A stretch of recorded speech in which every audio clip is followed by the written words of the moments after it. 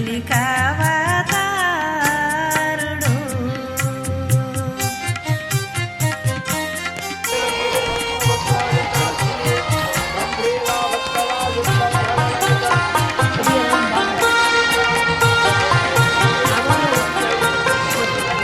హృదయమందున చూడు అమనస్క బావుడు.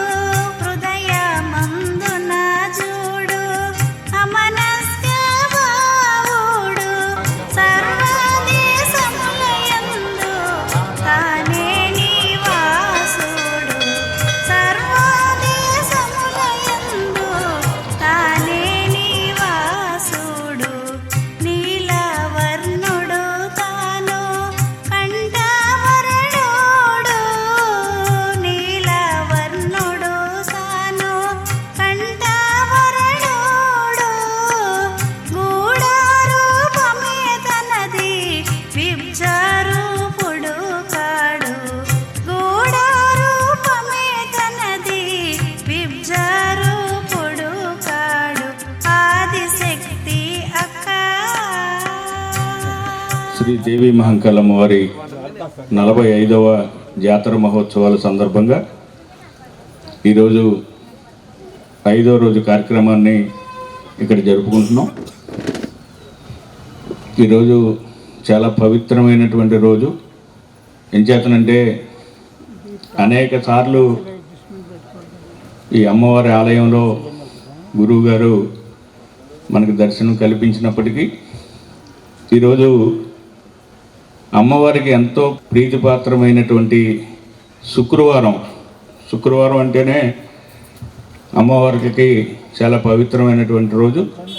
అటువంటి మంచి రోజున ఈరోజు అయ్యగారు మనకి ఇక్కడ మనందరికీ ప్రసంగించడానికి కానీ దర్శనం ఇవ్వడానికి కానీ అంగీకరించినందుకు ధన్యవాదాలు తెలియజేస్తూ విశ్వ విజ్ఞాన విద్యా ఆధ్యాత్మిక పీఠాధిపతి, అలాగే మానవతామూర్తి, ఈ సమాజంలో ఒక మార్పు కోసం, ఈ సమాజంలో ఒక మంచి జరగాలనే ఆలోచనతో గత 9 తరాలుగా ప్రయత్నం చేస్తున్నటువంటి గురువర్యులు, మనందరి దైవ స్వరూపులు శ్రీ ఉమర్ ఆలీషా గారిని వేదిక మీదకి రావాల్సిందిగా కోరుతున్నాం.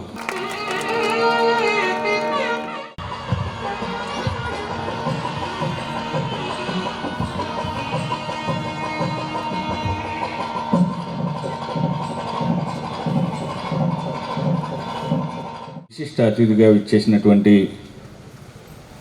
విశ్వ విజ్ఞాన విద్యా ఆధ్యాత్మిక పీఠాధిపతి శ్రీ శ్రీ శ్రీ డాక్టర్ ఉమర్ ఆలీషా గురువర్యులకి హృదయపూర్వకంగా శ్రీ దేవి మహంకాళమ్మ వారి ఆలయ కమిటీ తరఫున స్వాగతం తెలియజేస్తూ, గురువుగారు అతి చిన్న వయసులోనే అతి పురాతనమైనటువంటి 550 సంవత్సరాల ఘన చరిత్ర కలిగినటువంటి శ్రీ విశ్వ విజ్ఞాన విద్యా ఆధ్యాత్మిక పీఠం పిఠాపురంలో ఉన్నటువంటి ఆ పీఠానికి నవమ పీఠాధిపతిగా పీఠానికి ఆధిపత్యం వహించి నేటికి 35 సంవత్సరాలుగా ఆ విశిష్ట పీఠాన్ని ప్రగతి బాటలో నడిపిస్తున్నటువంటి మహానుభావులు మన ఉమర్ ఆలీషా గారు. వారి శుభాశీస్సులతో వేలాది మంది శిష్యులు ఆధ్యాత్మికంగా ప్రగతి పదంలో ముందుకు జీవనయాత్రను సాగిస్తున్నారు. అలాగే అక్షర జ్ఞానం లేని వారికి ఆధ్యాత్మికత యొక్క విషయం వంట పట్టదని గ్రహించి వారి పీఠంలోనే నిరక్షరాస్యుల్ని సుమారు 10,000 మందిని రాత్రి పాఠశాలలో పెట్టి అక్షరాస్యులుగా తీర్చిదిద్దినటువంటి మహానుభావులు ఉమర్ ఆలీషా గారు. ఉమర్ ఆలీషా అక్షర జ్యోతి కార్యక్రమం ద్వారా అక్షర జ్ఞానం కలిగించినటువంటి దక్షిణామూర్తి శ్రీ ఉమర్ ఆలీషా గారు. మనకున్న 2 కళ్ళను, ఒకటి ఆధ్యాత్మిక నేత్రంగాను, రెండవది సామాజిక నేత్రంగాను వర్ణించి ఈ 2 విషయాల్లో జీవనం గడిపిన వాడే నిజమైన మానవత్వం కలిగిన మనిషి అవుతాడని వారు రాసినటువంటి విజ్ఞాన జ్యోతి అనే గ్రంథం ద్వారా సమాజానికి తెలియజేసినటువంటి కరుణామూర్తి శ్రీ ఉమర్ ఆలీషా వారు.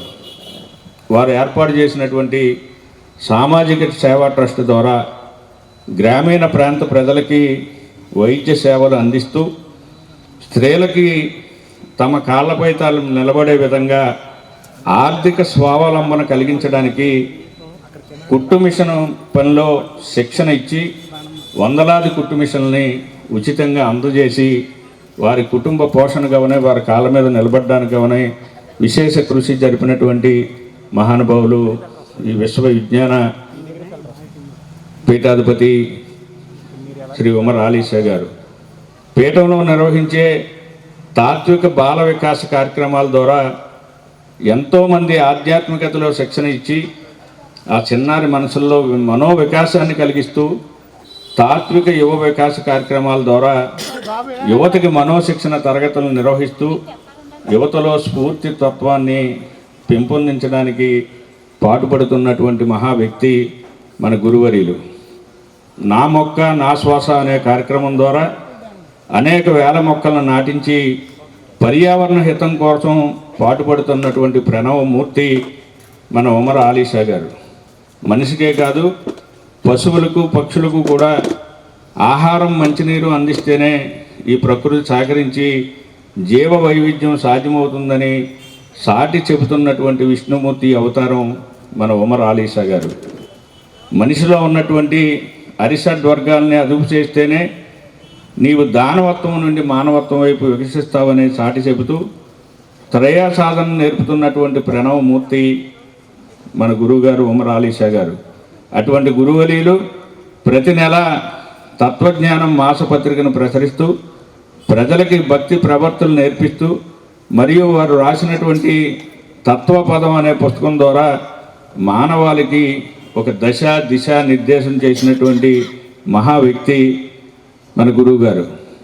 పిఠాపురంలోని వారి యొక్క పీఠాన్ని ప్రగతి పదంలో నడుపుతూ సర్వమత సమానత్వం కొరకు అన్ని దేవాలయాల్ని దర్శిస్తూ వివిధ మతాలుగా కులాలుగా విడిపోయినటువంటి మానవ జాతిని ఏకతాటిపై నడపడానికి కృషి చేస్తున్న ఏకేశ్వర రూపాసనను బోధిస్తున్నటువంటి గురువుగారు ఈరోజు మన మహంకాళి దేవాలయం వార్షిక ఉత్సవానికి విశిష్ట అతిథిగా రావడం మనందరి అదృష్టంగా భావించి వారు చేస్తున్నటువంటి కేవలం ఏదో ఉపన్యాసాలు కాకుండా ఈ రోజున ఏదైతే ఈ సమాజానికి ఎంతో అవసరమైనటువంటి ఆధ్యాత్మిక భావం, దైవ చింతన, మంచి నడవడిక, సమాజ స్థాపన కోసం కేవలం ఉపన్యాసాల ద్వారానే కాకుండా అందరికీ చేసి చూపించే విధంగా ఆయన విశ్వవిజ్ఞాన విద్యా ఆధ్యాత్మిక పీఠం ద్వారా ఎన్నో కార్యక్రమాలని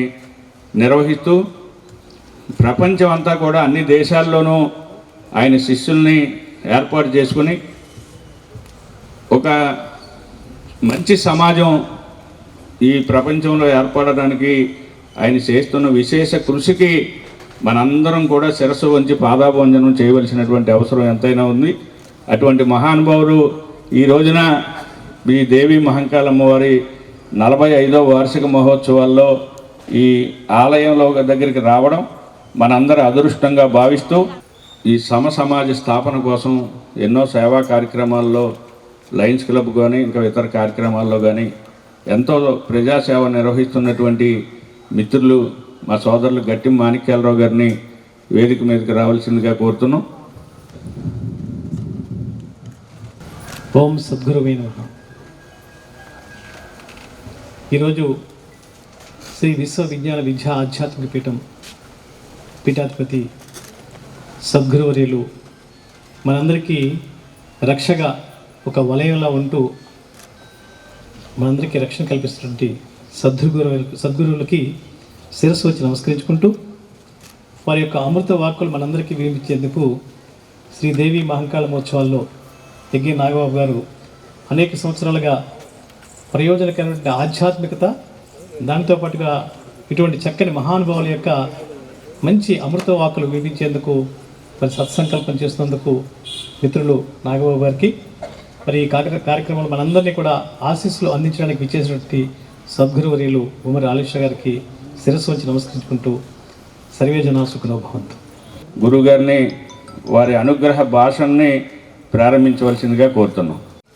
శ్రీ దేవి మహంకాళమ్మ వారి 45వ వార్షికోత్సవం సందర్భంగా నవయుగ ఫ్రెండ్స్ యూనియన్ వారు ఏర్పాటు చేసినటువంటి ఈనాటి ఆధ్యాత్మిక సదస్సుకు విచ్చేసి ఈ కార్యక్రమాన్ని నిర్వహిస్తున్నటువంటి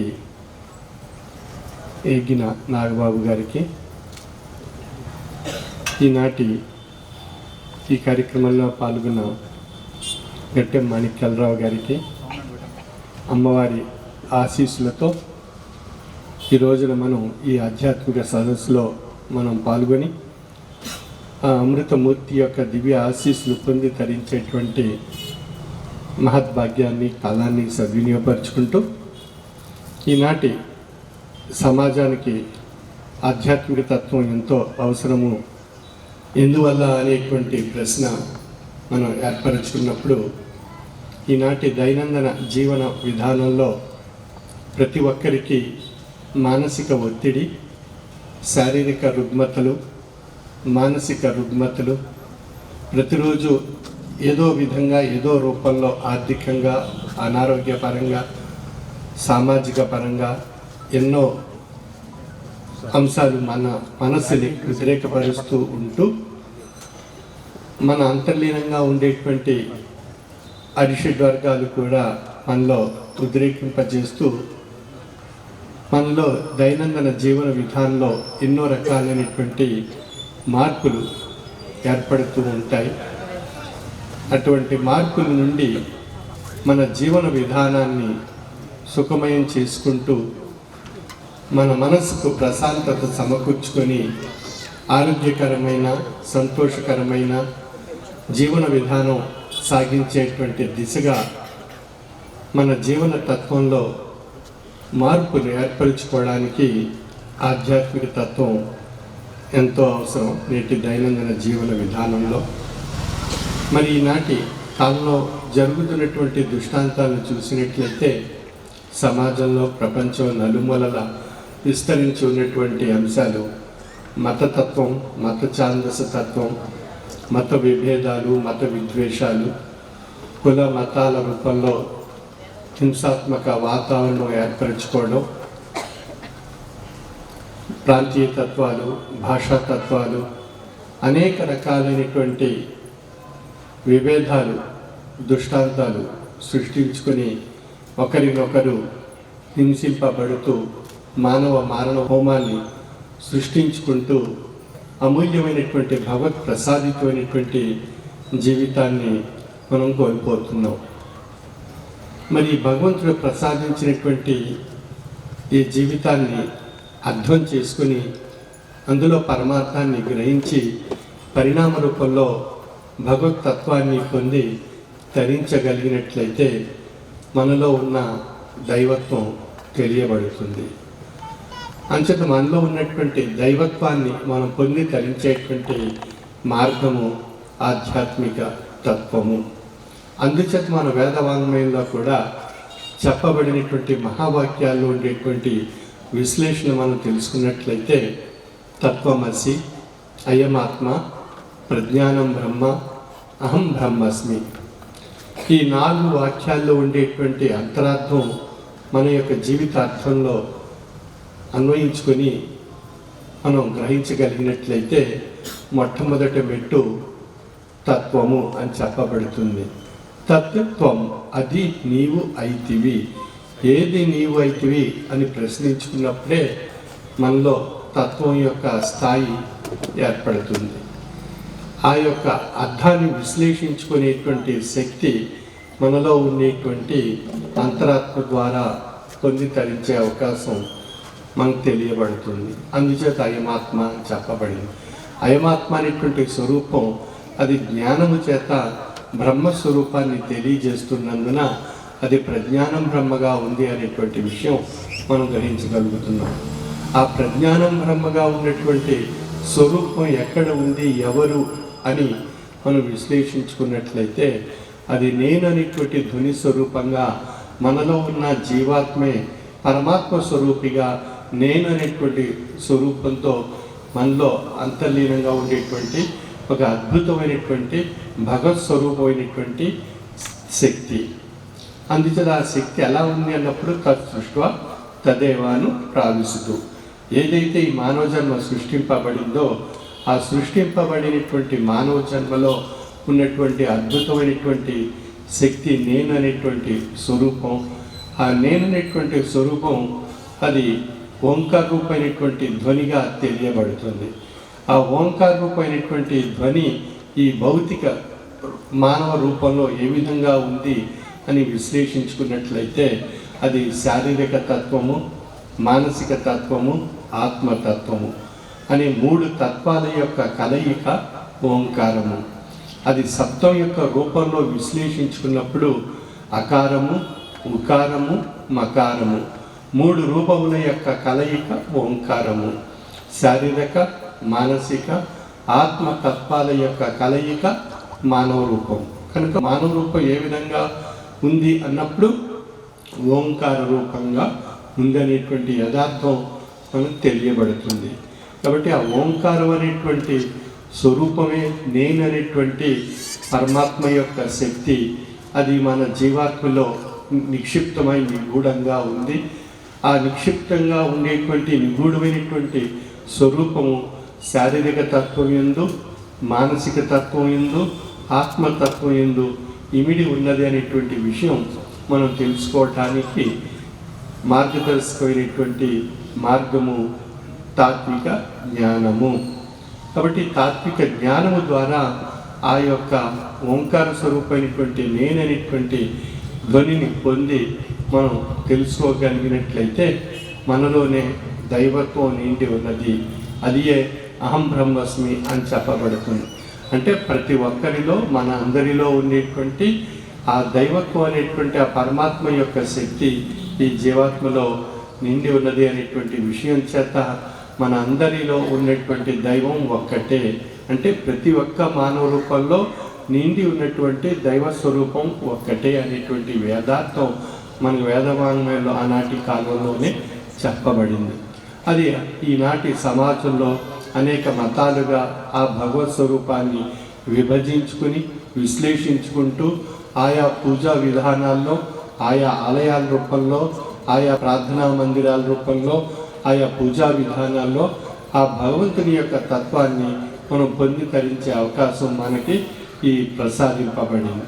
అటువంటి భగవత్ స్వరూపమైనటువంటి ఆ యొక్క పవిత్రమైనటువంటి ఆ రసస్వరూపమైనటువంటి తేజస్సుని మనం పొంది మనం కూడా ఆ భగవంతుని యొక్క తాత్విక మార్గంలో ప్రయాణం చేయాలనేటువంటి సంకల్పం మనందరిలో కూడా ఏర్పడడానికి కారణం జీవాత్మలో పరమాత్మ యొక్క శక్తి నిండి ఉండడం చేత మనకు ఆ యొక్క సంకల్పం ఏర్పడి భౌతిక విధానంలో భగవంతుడు అనేటువంటి ఆ స్వరూపాన్ని, ఆ యొక్క శక్తిని, ఆ యొక్క ఆశీస్సుని మనం పొంది తరించాలనేటువంటి భావనతో మనం మనుగడ సాగిస్తున్నాం. కాబట్టి భగవంతుడు అనేటువంటి విషయం ఏ విధంగా మనకు అర్థం కాబడుతుంది అన్నప్పుడు మన కష్టాలు, బాధలు, సమస్యలు, తాపత్రయాలు, కోరికలు, ఒత్తిడి, ఆందోళన, అశాంతి, అసహనం, ఉద్రేకం ఇత్యాది విషయాలు ఏదైనా ఏర్పడినప్పుడు మనకు ఆ స్ఫూర్తికి వచ్చేటువంటి అంశము భగవంతుడు. అంచేత కష్టంలో మనం భగవంతుడిని గ్రహించడానికి ప్రయత్నం చేస్తున్నాం, ఆ భగవంతుడిని తెలుసుకోవడానికి ప్రయత్నం చేస్తున్నాం. అందుచేత తత్వవేత్త చెప్తున్నటువంటి విషయంలో కష్టములు పడకుండా గాంచనేరము బ్రహ్మ వస్తువు అని చెప్తున్నారు. కష్టంలోనే భగవతత్వం తెలియబడుతుంది అనేటువంటి విషయం. మనం కూడా ఏం చేస్తుంటాం, సుఖంగా సమస్తమైనటువంటి సౌకర్యాలు అన్నీ ఏర్పడి ఉన్నప్పుడు మనకు భగవతత్వం కానీ ఆధ్యాత్మిక తత్వం కానీ మనకు అంతగా రుచించదు, వంటబట్టదు. ఎప్పుడు మనకు తెలియబడుతుంది అన్నప్పుడు మనకున్నటువంటి ఆ సంసార తాపత్రయాల్లో కష్టాలు కానీ, నష్టాలు కానీ, దుఃఖాలు కానీ, బాధలు కానీ ఏర్పడినప్పుడు ఆ భగవంతుని యొక్క ఆశీస్సుని పొందినట్లయితే మన ఈ కోరిక, ఈ కష్టం, ఈ బాధ తొలగిపోతుంది అనేటువంటి ఒక భావనతో మనం ఆయా మత సాంప్రదాయాల్లో ఉండేటువంటి ఆయా భగవతాలయాలకు దర్శించి వారి యొక్క ఆశీస్సులు పొంది ఆ కష్టం అనేటువంటి ఆ బాధను మనం తొలగించుకుంటున్నాం.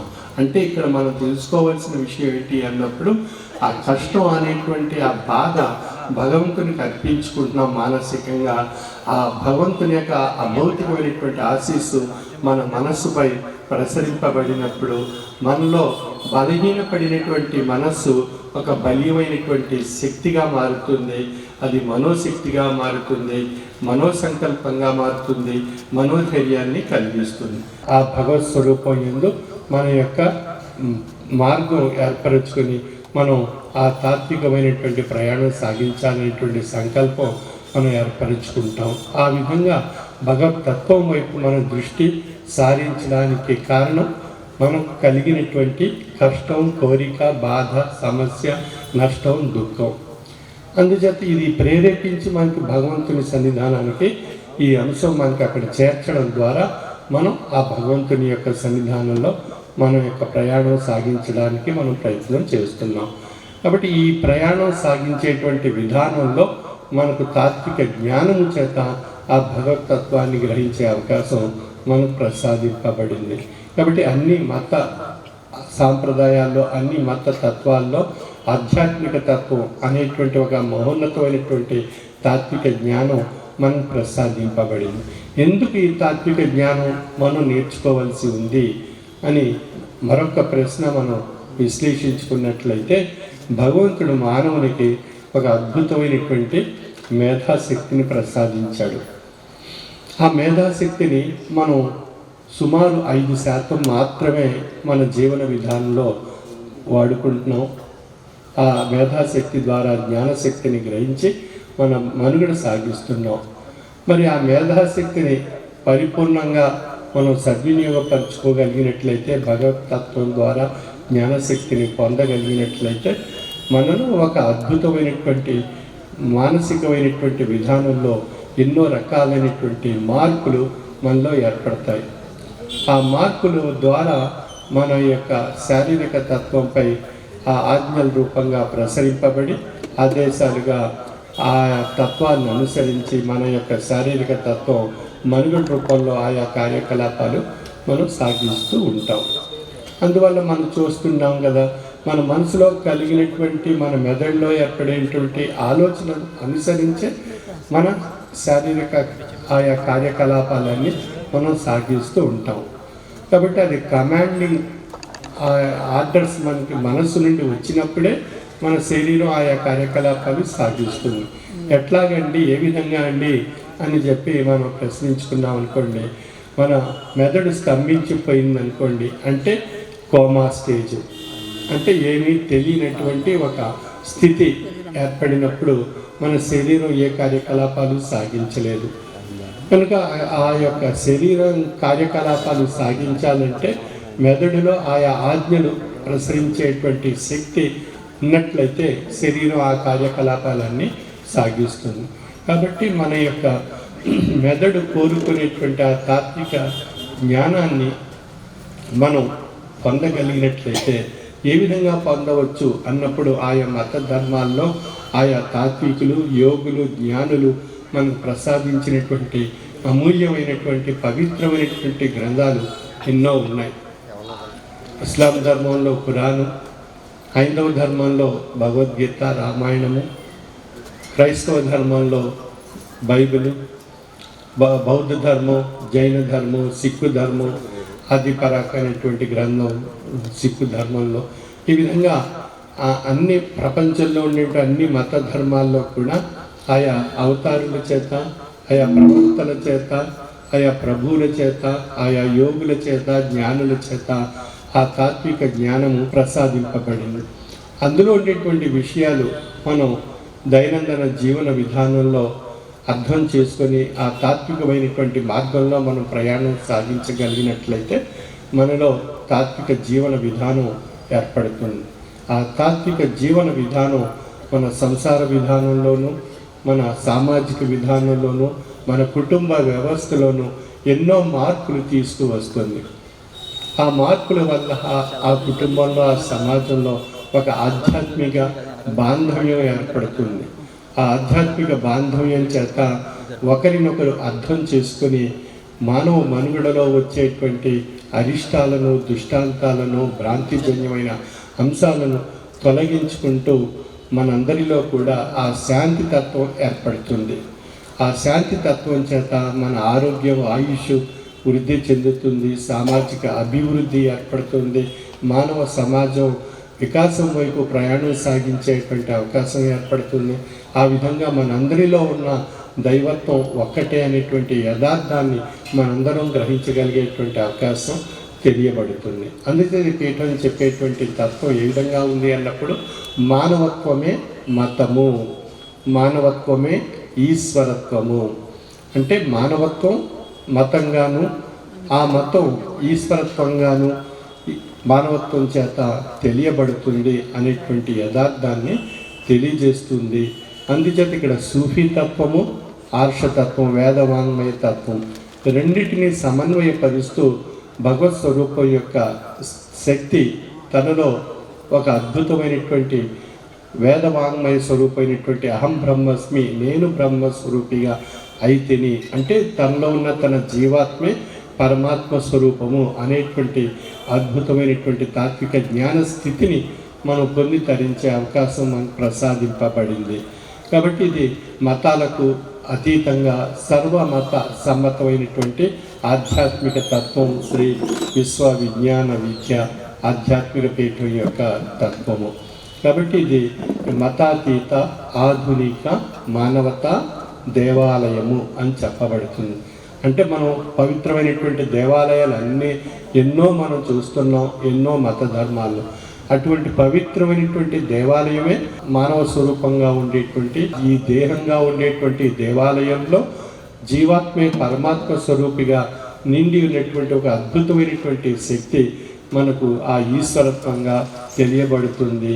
అది ఏ వేదవాంగ్మయంలో నేను బ్రహ్మస్వరూపిగా అయితేని అనేటువంటి విషయాన్ని తెలియజేస్తూ మన యొక్క దేహం దేవాలయంగా, అందులో ఉండేటువంటి జీవుడు బ్రహ్మస్వరూపంగా తెలియబడుతున్నందున ఇది ఒక అద్భుతమైనటువంటి మానవతా దేవాలయం కింద తెలియబడి మన యొక్క దైనందిన జీవన విధానంలో మనం భగవంతుడు ప్రసాదించినటువంటి ఈ అద్భుతమైనటువంటి తాత్విక జ్ఞానాన్ని మనం ప్రతిరోజు కొద్దిపాటి సమయాన్ని వెచ్చించి మన యొక్క దైనందిన జీవన విధానంలో తాత్విక జ్ఞానం వైపు మనం దృష్టి సారిస్తే మన కుటుంబ వ్యవస్థలో ఒక చక్కని ఆధ్యాత్మిక వాతావరణం ఏర్పడుతుంది. శాంతి సుహృద్భావంతో సమైక్యతతో మన కుటుంబంలో మన యొక్క జీవన విధానంలో ఒక శాంతి తత్వం మనలో ఏర్పడుతుంది. మనందరం చూస్తుంటాం, కుటుంబ వ్యవస్థలో కానీ సామాజిక వ్యవస్థలో కానీ శాంతి కోల్పోయినప్పుడు అసహనం ఏర్పడుతుంది. అసహనం మనలో అనేక రకాలైనటువంటి విభేదాలు సృష్టిస్తుంది. ఆ విభేదాల ద్వారా విద్వేషాలు ఏర్పడతాయి. ఆ విద్వేషాల ద్వారా హింసాయుత వాతావరణం ఏర్పడుతుంది.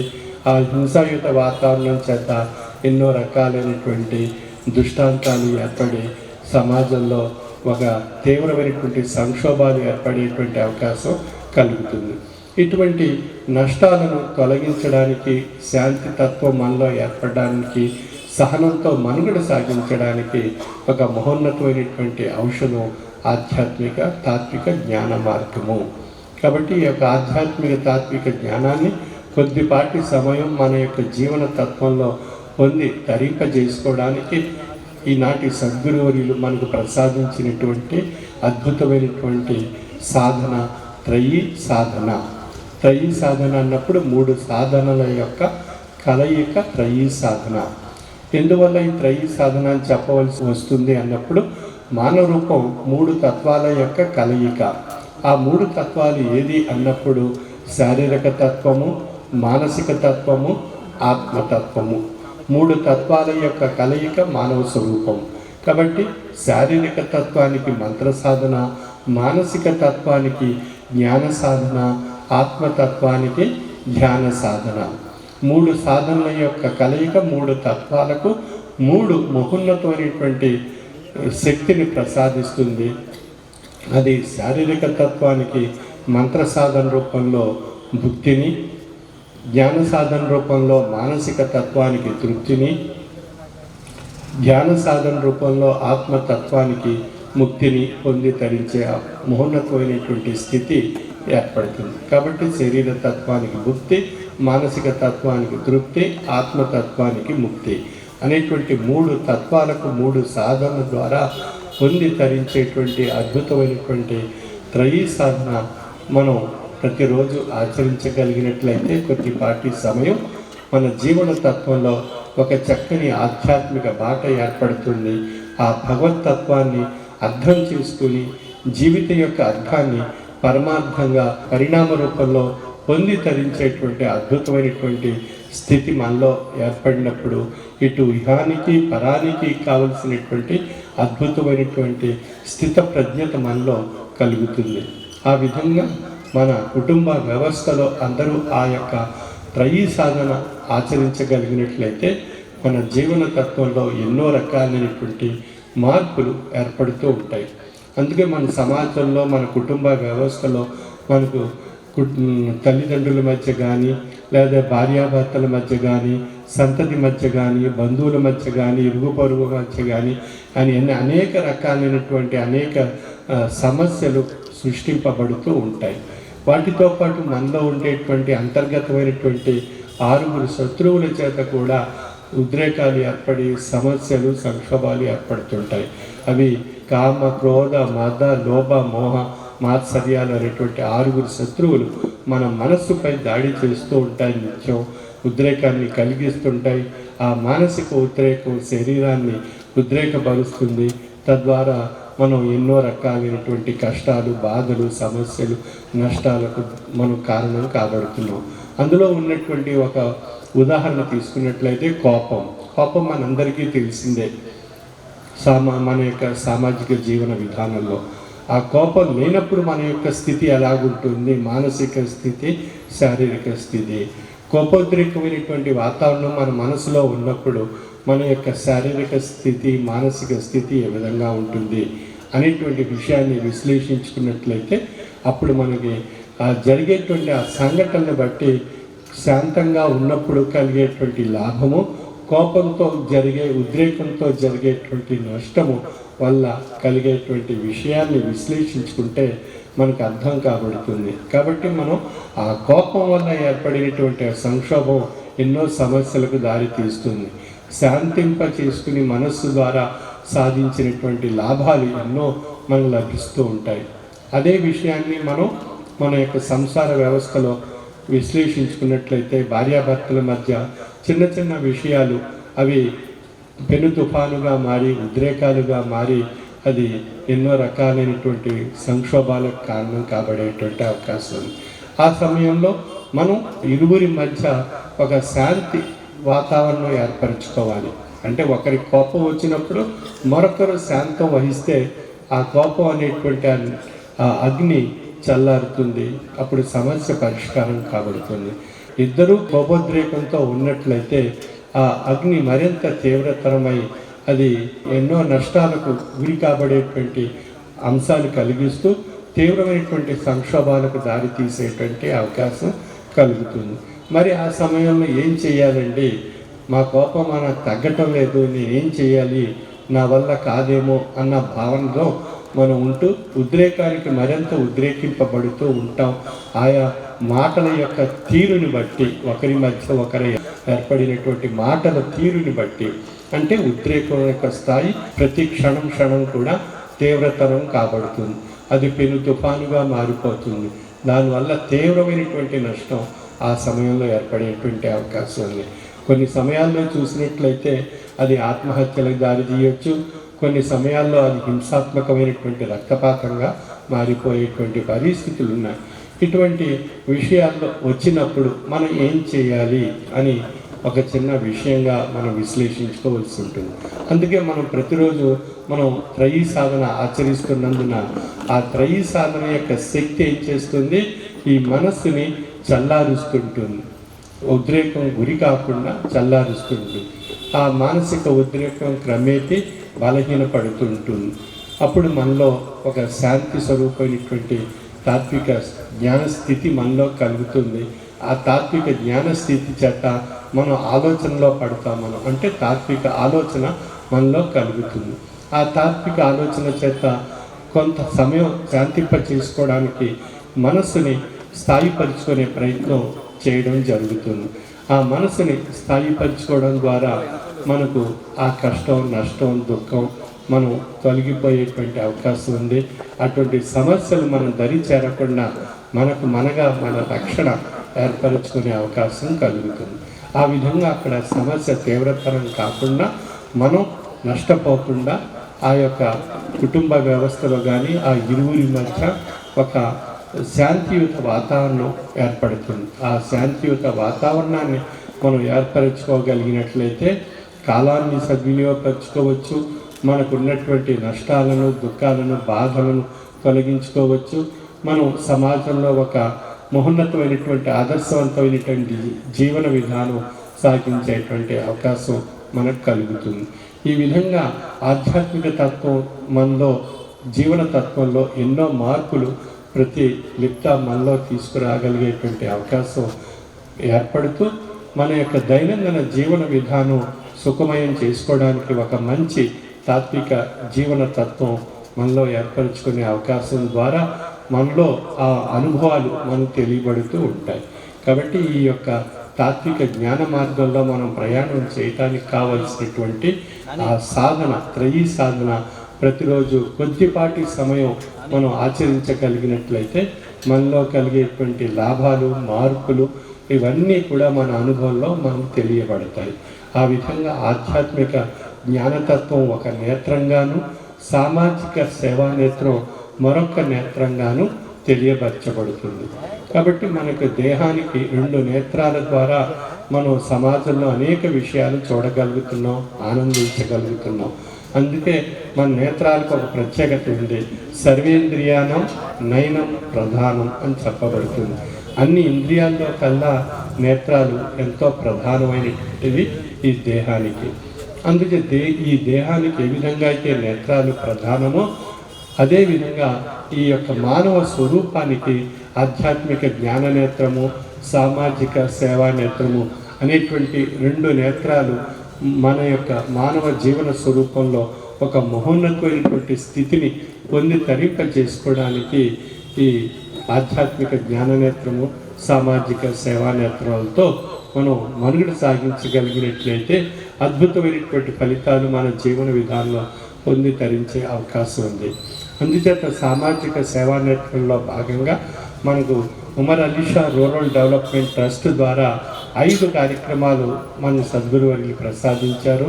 విద్య, వైద్యం, పర్యావరణ పరిరక్షణ, శిశు సంక్షేమ సాంఘిక కార్యక్రమాలు, దాతృత్వ కార్యక్రమాలు, ఈ విధంగా 5 కార్యక్రమాలు మనకు ప్రసాదించారు.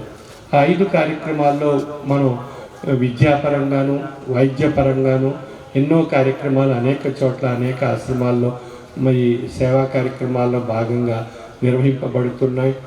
మనం పర్యావరణ పరిరక్షణ యొక్క ముఖ్యమైనటువంటి ఉద్దేశం నా మొక్క నా శ్వాస అనేటువంటి ఒక యజ్ఞాన్ని సద్గురువర్యులు 15 సంవత్సరాలుగా ఈ యజ్ఞాన్ని సాగిస్తూ ఉన్నారు. అందులో భాగంగా అనేక చోట్ల అనేక లక్షల మొక్కలు అనేక ప్రాంతాల్లో నాటించి ఆ మొక్కల ద్వారా మనకు ఒక చక్కని ఆహ్లాదకరమైనటువంటి వాతావరణాన్ని ఆయా గ్రామాల్లో, పట్టణాల్లో, ప్రాంతాల్లో సృష్టించుకోవడం జరిగింది. అంచేత ఇది నా మొక్క నా శ్వాస అని యజ్ఞం ఇందువల్ల చెప్పవలసి వస్తుందన్నప్పుడు మన యొక్క శ్వాసలో ఆక్సిజన్ అనేటువంటి ప్రాణవాయువు మన దేహం స్వీకరించి మన యొక్క దేహానికి శక్తిని సమకూర్చుకుని ఆ దేహం నడపడానికి కావలసిన శక్తి ఈ ప్రాణవాయువు ద్వారా పొందగలుగుతున్నాం. ఆక్సిజన్ అనేటువంటి ప్రాణవాయువు.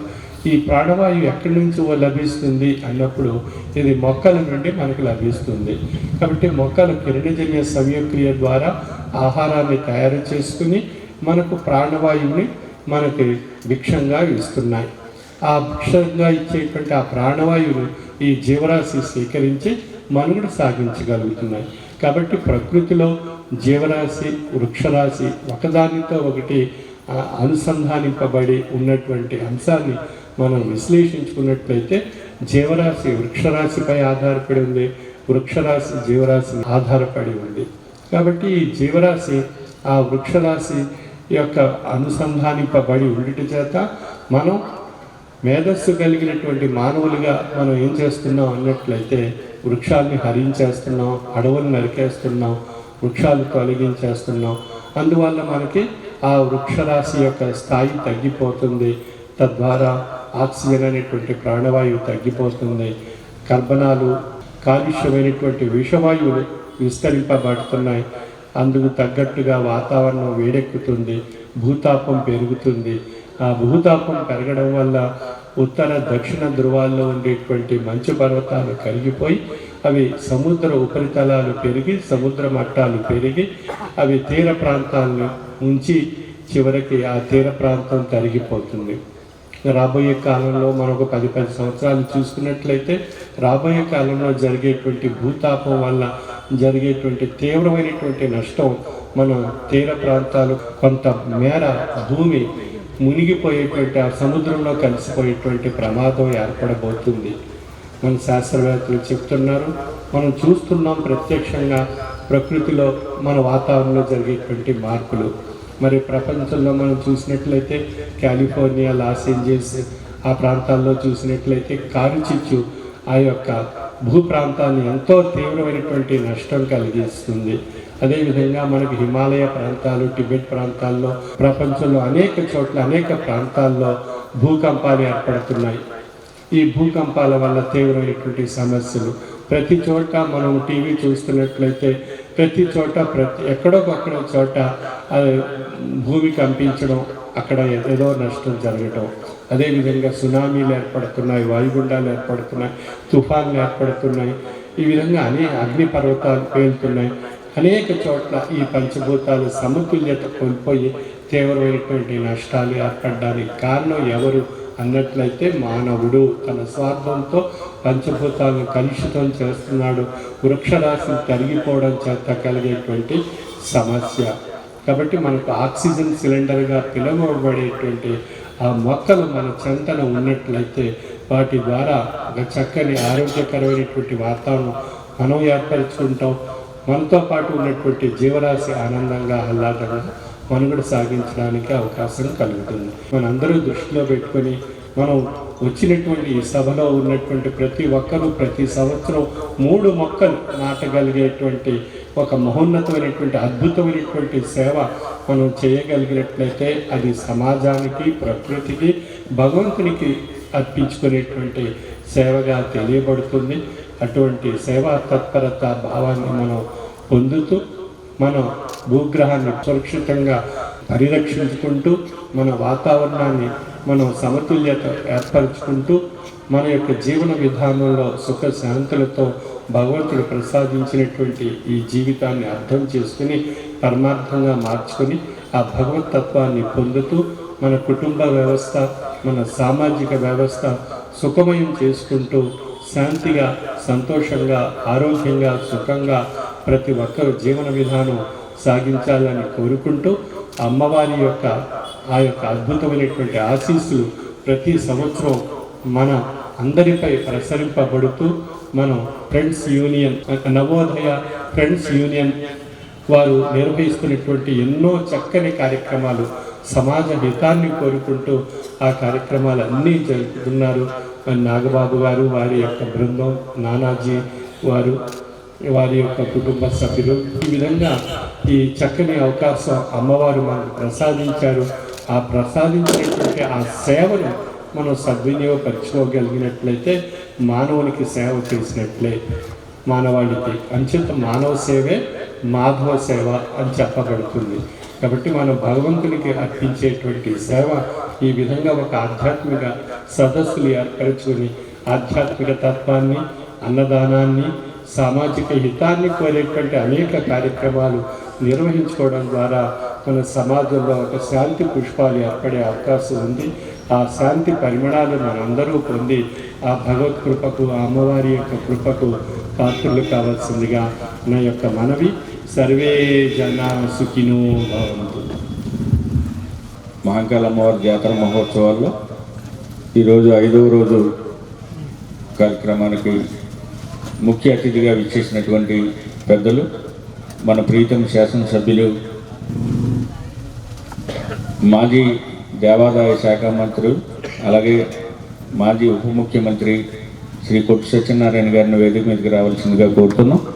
కొట్టు సత్యనారాయణ గారు శ్రీ దేవి మహంకాళమ్మ వారి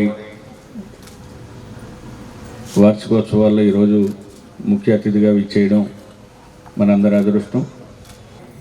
కొట్టు సత్యనారాయణ గారిని వారి అమూల్యమైనటువంటి సందేశం ఇవ్వాల్సిందిగా కోరుతున్నాం. మన కొబ్బరి తోటలో తాడేపల్లిగూడెంలో గత 45 సంవత్సరాల నుంచి మిత్రుడు శ్రీ ఎగ్గిన నాగబాబు, అలాగే స్వర్గీయ వారి సోదరు నానాజీ, అలాగే వారి మిత్ర బృందం, ఈ నవోదయ ఫ్రెండ్స్ యూనియన్ వాళ్ళందరూ కలిసికట్టుగా ఐకమత్యంగా ఈ మహంకాళి అమ్మవారి ఉత్సవాలని ఎంతో ఘనంగా మరి సమర్థవంతంగా నిర్వహించుకుంటూ వస్తూ ఉన్నారు. 45 నిబద్ధతతో నిర్వహిస్తున్న మిత్రులు నాగబాబు గారిని హృదయపూర్వకంగా అభినందిస్తూ, ఇవాళ ఈ కార్యక్రమంలో ప్రత్యేక ఆకర్షణగా ప్రత్యేకంగా డాక్టర్ ఉమర్ అలీషా గారు, పిఠాపురం మరి పీఠాధిపతులు, అంటే ఆయన 9వ తరం. అంటే నాకు తెలిసిన చదువుకున్నప్పుడు ఏంటంటే ఇరాన్ నుంచి కొన్ని వందల సంవత్సరాల క్రితం ముగ్గురు సూఫీ సిద్ధాంతులు, సూఫీ సన్యాసులు, సూఫీ సెయింట్స్ అంటాం, వాళ్ళ ముగ్గురు 3 ప్రాంతాల్లో భారతదేశంలో బయలుదేరారని, ఒక పీఠం ఏమో అజ్మీర్లో రాజస్థాన్లో ఏర్పాటు చేశారని, ఒక పీఠం మన పిఠాపురంలో డాక్టర్ ఉమర్ అలీషా గారు మన ముందే ఉన్నారు. కానీ అప్పుడు కూడా ఉమర్ అలీ వాళ్ళ ముత్తాత ఉమర్ అలీషా గారు ఇక్కడ ఈ పీఠాన్ని స్థాపించినట్టుగా ఇంకొక ఆయన ఎక్కడో మరి వెస్ట్ బెంగాల్ దగ్గర ఎక్కడో 3వ పీఠం, ఈ ముగ్గురు 3 పీఠాలు స్థాపించినట్టుగా. ఇవాళ మన విశేషం ఏంటంటే డాక్టర్ ఉమర్ అలీషా గారు ఏర్పాటు చేసిన ఈ సామాజిక సేవ ట్రస్ట్ ఏదైతే ఉందో, ఆయనలో ఉన్న గొప్పతనం ఏంటంటే ఆయన పేరు ఉమర్ అలీషా అనుకుంటాం మనం, కానీ ఆధ్యాత్మికంగా ఆయన ఎంత లోతైన పరిజ్ఞానం ఉందన్నది ఇంతమంది వందలాది మంది భక్తులు, మరి మహిళా సోదరి భక్తురాళ్ళందరూ కూడా వచ్చారంటే గత కొన్ని సంవత్సరాల నుంచి ఆయన యొక్క ఆధ్యాత్మిక ప్రవచనాలు కానీ, ఆయన ఉపదేశించిన ఉపదేశాలు కానీ ఆచరించడం ద్వారా వారి కుటుంబానికి జరుగుతున్న మేలుని వాళ్ళు ఒకసారి తలుచుకుని తప్పనిసరిగా రావాలని కోరుకోవడం. అంటే ఆయన సాధన చేసి అంత పట్టు సాధించి ఈ ఆధ్యాత్మిక మరి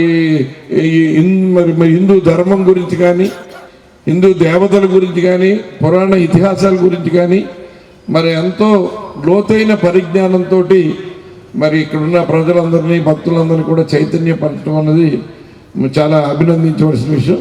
మరి పెద్దలు గౌరవనీయులు శ్రీ ఉమర్ అలీషా గారు ఇటువంటి సేవా కార్యక్రమం చేస్తూ ఇంకా అనేక ట్రస్ట్ ద్వారా అనేక సామాజిక కార్యక్రమాలు, ఈ మొక్కలు నాటే కార్యక్రమం కానీ, పిల్లలకి చదువు చెప్పించే విషయంలో కానీ, ఇతర విషయాల్లో కానీ మరి అనేక రకాలుగా వారు సేవ చేస్తున్నందుకు వారికి నా హృదయపూర్వకమైన ధన్యవాదాలు తెలియజేసుకుంటున్నాను. ఎందుకంటే ఆధ్యాత్మికంగా అన్నది మేము దైనందిన జీవితంలో సామాన్య గృహస్థులం, అంటే మాకు కొంతవరకే పరిజ్ఞానం ఉంటుంది. కాకపోతే రాజకీయాల్లో ఎవరికి ఏ అభిప్రాయం ఉన్నా, ఎవరు ఏ సిద్ధాంతపరంగా ఎటువంటి అభిమానం ఉన్నా మేము రాజకీయాల్లో ఉన్నాం కాబట్టి రాజకీయంగా ఏదైనా అవకాశం అంటే సాధారణంగా ఒకసారి ఎమ్మెల్యే అవ్వాలనుకోవడం అన్నది ఒక రాజకీయ నాయకుడి లక్ష్యంగా ఉంటుంది. ఎమ్మెల్యే అయిన తర్వాత ఒక మంత్రి అవ్వడం అన్నది ఒక నెక్స్ట్ ఆయన అదే అల్టిమేట్ అనుకుంటాం. అటువంటిది ఆ భగవంతుడు నాకు ఉప ముఖ్యమంత్రి పదవి కూడా ఇచ్చి, అంటే అదేం పెద్ద పదవి కిరీటం అని కాదు, ఒక గౌరవం, ఒక పెద్దరికానికి ఒక గౌరవం ఇచ్చినట్టుగా అలాంటి అవకాశం రావడంతో భగవంతుని సేవ చేసుకుని ఎండోమెంట్ మినిస్టర్గా రావడం అన్నది నేను అదృష్టంగా భావిస్తాను. ఆ భగవంతుడికి సేవ చేసుకునే మరి అవకాశం ఆ భగవంతుడు నాకు ఇచ్చాడు. ఆ అవకాశాన్ని సద్వినియోగం చేసే అన్ని రకాలుగా కూడా ప్రయత్నాలు చేసి ఆ ప్రయత్నాల్లో మరి ఆ 2 సంవత్సరాలు కూడా భగవంతునికి సేవ చేశాం. ఆ కార్యక్రమాలు అంటే ఇవన్నీ ఎందుకు చెప్తానంటే ఇవాళ ఉమర్ అలీ షా గారు ఆయన చేస్తున్న సేవా దృక్పథంతో పాటు ఈ ఆధ్యాత్మిక కార్యక్రమాల ద్వారా ప్రజలను ఒక చైతన్యపరిచి మనలో ఉన్న ఒక ఉత్తేజాన్ని మన యొక్క మనస్సుని భగవంతుని మీద లగ్నం చేసేలాగా, లేకపోతే సమాజానికి హితం కోరేలాగా మనల్ని నడిపించే విధంగా, లేకపోతే మన ఆలోచనలు చెడు మార్గం వైపు వెళ్లకుండా మరి ఒక సన్మార్గంలో ఉండే ప్రయత్నానికి ఆయన ఒక దారి చూపించిన విధంగా ఏదైతే ఆయన ప్రవచనాలు కానీ ఇంత పెద్ద ఎత్తున ఆధ్యాత్మికంగా ప్రసంగాలు చేసి మనలో చైతన్యం నింపుతున్నారు, వారికి నిజంగా నా హృదయపూర్వకమైన కృతజ్ఞతలు తెలియజేస్తూ ఇవాళ ఈ సందర్భంగా ఇక్కడ ఏర్పాటు చేసిన ఈ కార్యక్రమం ఎంతో మరి విజయవంతం అవడానికి వందలాది మంది మరి సోదరిమణులందరూ ఎంతో ఉత్సాహంగా ఇప్పటివరకు మరి డాక్టర్ ఉమర్ అలీ షా గారి ప్రసంగాన్ని, ఆయన యొక్క సూక్తుల్ని అందరూ కూడా ఎంతో శ్రద్ధగా వినటం అన్నది జరుగుతుంది. ఈ రకంగా ఇటువంటి కార్యక్రమంలో మరిన్ని ఈ సమాజంలో జరుగుతూ ఉండాలి. అది జరుగుతూ ఉన్నప్పుడే ఒక వైబ్రేషన్, ఒక ఆధ్యాత్మిక వైబ్రేషన్, అటువంటి శక్తి ప్రసరిస్తూ ఉంటుంది. ఆ శక్తి అన్నది ఎక్కడి నుంచో రాదు, మనలో ఉన్న ప్రతి ఒక్కరిలోనూ దైవత్వం ఉంటుంది. ఆ దైవత్వం అన్నదాన్ని మనం నిద్ర లేపగలగాలి. మన ఆలోచన చెడు వైపు ఉంటే మనం చెడు మార్గంలో వెళ్ళిపోతాం. కానీ అది దాన్ని ఒక మంచి రీతిలో సన్మార్గంలో ఒక మంచిని ఆలోచిస్తే వైబ్రేషన్ వస్తే ఇటువంటి ప్రసంగాల ద్వారా ఆయన యొక్క ఆధ్యాత్మికత ద్వారా అటువంటి మంచి వైబ్రేషన్స్ ఈ సమాజం మీద అందరి మీద ప్రసరించి మనలో ఒక మంచి పరివర్తనతో మనం ముందుకెళ్తే ప్రతి కుటుంబం ఎంతో సుఖ సంతోషాలతో ఉంటుందని నేను ఈ సందర్భంగా మీ అందరికీ మనవి చేస్తూ మరొకసారి గురువు గారు శ్రీ డాక్టర్ ఉమర్ అలీ షా గారికి నా హృదయపూర్వకమైన కృతజ్ఞతలు తెలియజేస్తారు. ఈనాటి సమావేశానికి మన నవోదయ ఫ్రెండ్స్ యూనియన్ అధ్యక్షులు ఎగ్గి నాగబాబు గారు స్వామివారికి ప్రత్యేకంగా ఒక విజ్ఞాపన అందించి వారిని ఈ దేవి మహంకాళమ్మ అమ్మవారి 45వ వార్షికోత్సవానికి విచ్చేసి మరి ఇక్కడ భక్తులందరినీ కూడా ఆశీర్వదించండి అని కోరిన మీదట వారి కోరికను మన్నించి మరి స్వామి ఎంత బిజీ షెడ్యూల్ ఉన్నప్పటికీ కూడా రావడం జరిగింది. మన ప్రాంతంలోనే ఫుడ్వేర్స్ అండ్ ఫెర్టిలైజర్స్ లిమిటెడ్ పేరుతోటి ఎన్నో సంవత్సరాలుగా ఎక్కడి నుంచో వచ్చి ఇక్కడ ఒక ఇండస్ట్రీని స్థాపించి కొన్ని వేల మందికి ఉపాధి కల్పించి ఇక్కడ ఎన్నో విద్యా సంస్థలకు కానీ అనేక సేవా కార్యక్రమాల్లో ముందున్నటువంటి ఫుడ్వేర్స్ అండ్ ఫెర్టిలైజర్స్ లిమిటెడ్ వారి అధినేత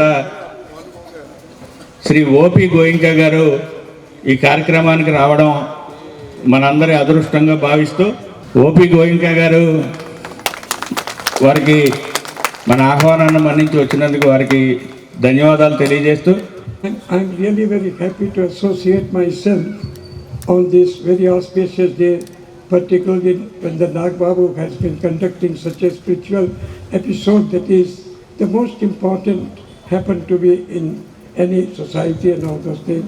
I know that how much of work he has been doing spiritually. Also we find that our very well-known person and all those things with us, and Sri Kottu Satyanal also is present here. Our another friend of mine is also present here. I am very happy to associate, and thanks a lot to Nag Babu for calling me and giving me this opportunity, at least to see that I can also get spiritually enriched. And definitely when I was coming and on the way, when I had a privilege of just worshipping the goddess, that itself gives a lot of happiness to me. Thank you very much. Thank you sir. మొదటి నుంచి కూడా మన అమ్మవారన్నా మన పందిరన్నా నేనన్నా ఒక ప్రత్యేకమైనటువంటి అభిమానం. పితృ సమానులు ఎంతో ఓపికగా ఈ కార్యక్రమానికి వచ్చినందుకు మరొకసారి గోయింకా గారికి ధన్యవాదాలు తెలియజేస్తూ, మనం ఈ కార్యక్రమానికి ఉమర్ అలీ షా గారిని అడిగినప్పుడు ఆయన చాలా బిజీ షెడ్యూల్ ఉంది, అయినప్పటికీ మన మీద ఉన్నటువంటి ప్రేమతో కానీ అభిమానంతో కానీ ఆ షెడ్యూల్ని అంతా మళ్ళీ కొంత మార్పు చేసి ఈరోజు మనకి గొప్ప సదవకాశాన్ని ఆయన ఇచ్చినందుకు ఉమర్ అలీ షా గారికి మరొకసారి మహంకాళమ్మవారి ఆలయ కమిటీ తరఫున ధన్యవాదాలు తెలియజేస్తూ, వారికి మాజీ ఉప ముఖ్యమంత్రి వర్యులు అలాగే మాజీ దేవాదాయ శాఖ మంత్రులు అలాగే గోయింకా గారి చేతుల మీదుగా చిరు సత్కారాన్ని మన ఆలయ కమిటీ తరఫున అందించవలసిందిగా కోరుతున్నాం.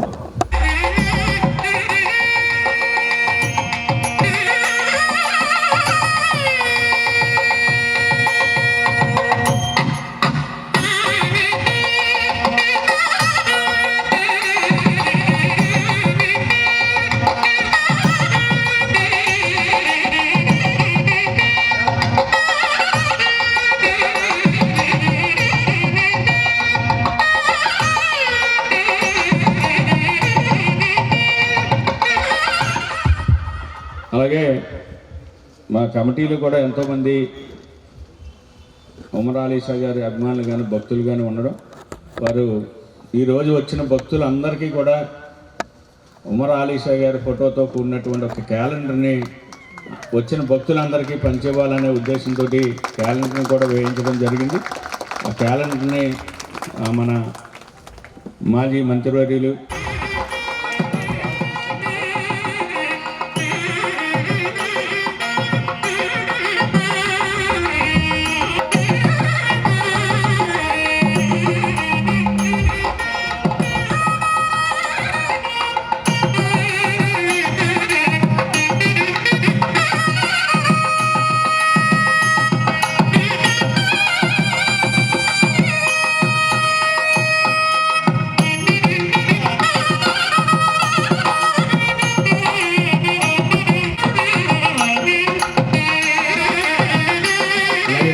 చేతుల మీదుగా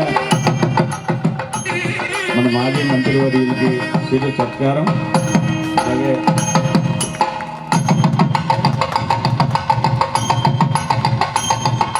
మరొక అతిథి చాలా అరుదైన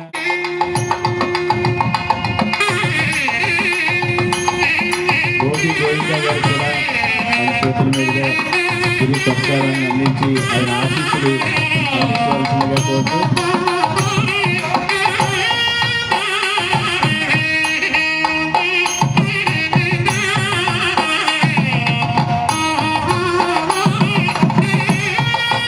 మిత్రులు గట్టి మాణిక్యాలరావు గారిని ఓట్ ఆఫ్ థ్యాంక్స్ చెప్పవలసింది. ఈరోజు ఆధ్యాత్మికమైనటువంటి ఆలోచనతో పాటు సమాజ సేవకు అంకితం చేసేటువంటి అద్భుతమైన ఆవిష్కరణ మన దేవి మహంకాళమ్మ వారి ఉత్సవాల్లో జరిగింది. దానికి మరి ఎంతో విశిష్టమైనటువంటి ఆధ్యాత్మిక కేంద్రమైనటువంటి భారతదేశంలో ఒక విశిష్టత కలిగినటువంటి 500 సంవత్సరాల పైబడినటువంటి పిఠాపురంలో ఉన్నటువంటి శ్రీ విద్యా ఆధ్యాత్మిక కేంద్రం గురువర్యులు ఉమర్ అలీ షా గారు ఎంతో అమృతమైన వాక్కుల ద్వారా మనల్ని ఉత్తేజపరిచారు. ప్రతి ఒక్కరు కూడా 3 మొక్కలు నాటాలని సందేశం ఇచ్చారు. మరి అందరూ కూడా మొక్కలు నాటుతూ పర్యావరణాన్ని పరిరక్షించడానికి ఒక బాధ్యతగా మనం తీసుకోవాలని ఈ సందర్భంగా మరి యజ్ఞ నాగబాబు గారు చేసినటువంటి ఇటువంటి మహాయజ్ఞంలో మీరందరూ కూడా మరి పాల్గొని తరించాలని చెప్పేసి భావిస్తూ మరి ఈ సందర్భంగా మరి మన సద్గురువర్యులు ఉమర్ అలీ షా గారికి, అలాగే మన మాజీ రాష్ట్ర ఉప ముఖ్యమంత్రి వర్యులు కొట్టి సత్యనారాయణ గారికి, అలాగే మా గురుతుల్యులు మరి డాక్టర్ ఓపి గోయింకా గారికి, అలాగే ఈ కార్యక్రమంలో పాల్గొన్నటువంటి భక్త జనమహాజనులందరికీ కూడా హృదయపూర్వక నమస్కారాలు తెలియపరుస్తూ దేవి మహంకాళమ్మ వారి ఉత్సవాల సందర్భంగా మీ అందరికీ కూడా శుభాభినందనలు. ఒక చిన్న ఇటువంటి చక్కని సత్కార్యం చేసినటువంటి మా నాగబాబు గారిని కూడా మా ఉమర్ అలీ షా గారి సద్గురు వర్యులు సత్కరించాలని చెప్పేసి కోరుతూ ఉన్నాను.